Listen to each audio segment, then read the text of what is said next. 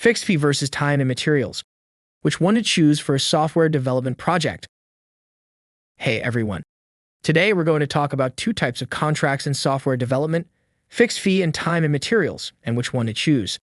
But before we dive into the details, let's get rid of some myths. Both types of contracts may end up with budget overruns, so it's not about which one is better, but which one fits your project and needs. Both of them have their own risks and opportunities and fit different types of projects. Having that cleared up, let's dive into pointing out the key differences between both contract types. Let's start with the scope of your project. In a fixed-price contract, you spend a lot of time specifying the scope of the project at the beginning. It needs to be specified in detail, since it's the basis to determine your fixed price. Also then, a development team follows this information, and changing the scope implies changes in costs.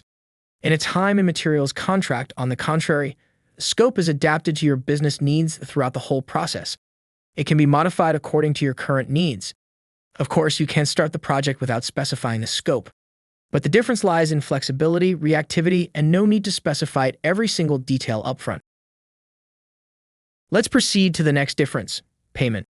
In terms of payment, with a fixed fee contract, you pay for the entire project after the final product is delivered. On the other hand, with a time and materials contract, you pay incrementally based on the agreed hourly or daily rate, most often every month.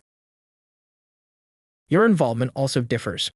With a fixed fee contract, you participate in the initial meetings to define the scope and needed features. But then you won't be involved in the process until the final product is delivered.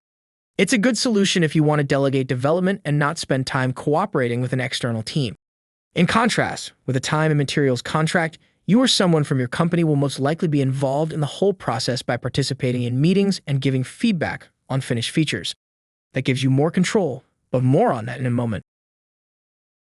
So, let's proceed to the next difference. There's a substantial difference in terms of control over the progress and the way your product is evolving. With a fixed fee contract, you have less control over the quality of the final product. You define scope and requirements at the beginning. But then, with less involvement from your side, those less control. In contrast, using the time and materials contract, you can track your product's growth and quality, as well as the team's progress on a daily basis. You often meet with the team and give them feedback when they deliver new features, which allows you to control the direction of product development. You're also able to prioritize feature development according to current business needs. We've got the differences covered. Now let's take a closer look at which type of contract will be better in your case.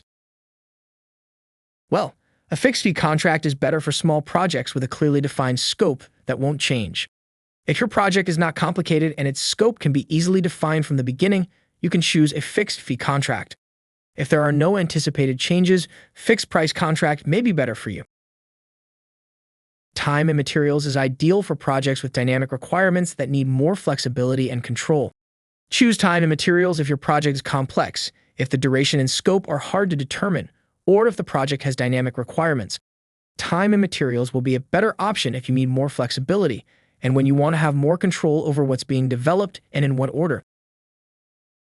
Ultimately, remember, don't focus on myths about budget overruns with either type of contract.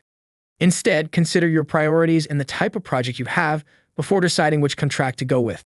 Good luck and thanks for watching.